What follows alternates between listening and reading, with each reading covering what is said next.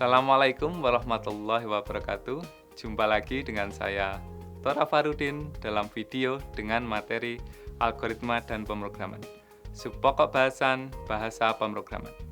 Dalam pertemuan kali ini, akan kita bahas apa itu bahasa pemrograman, jenis-jenis bahasa pemrograman, serta macam contoh-contoh bahasa pemrograman. Bahasa pemrograman adalah suatu bahasa yang digunakan untuk memberi instruksi kepada komputer agar mengerjakan suatu aktivitas tertentu.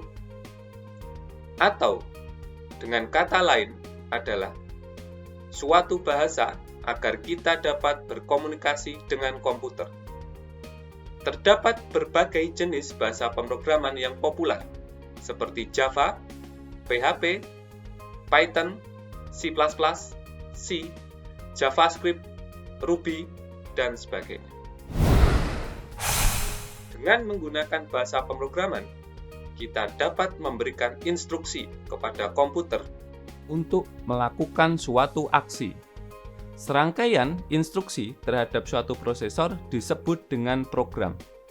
Program yang di dalamnya terdapat serangkaian instruksi diterjemahkan oleh sebuah compiler dan interpreter menjadi bentuk kode biner, 1 atau 0, yang dipahami mesin komputer.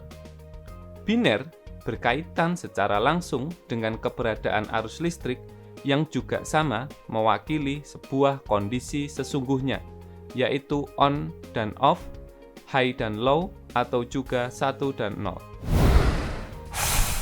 Sehingga, dari penjelasan tersebut, kita dapat membagi jenis bahasa pemrograman menjadi 3 jenis. Pertama, bahasa pemrograman tingkat tinggi, contohnya Pascal, C, C++, Basic, ASP, PHP. Kedua, bahasa pemrograman tingkat rendah, contohnya Assembler. Ketiga, bahasa pemrograman tingkat mesin, contohnya biner 0 dan 1. Pembagian ini didasarkan pada level kedekatannya dengan bahasa yang dipahami oleh manusia dan mesin. Semakin tinggi jenisnya, itu berarti semakin mudah dipahami oleh manusia, tetapi semakin sulit dipahami mesin.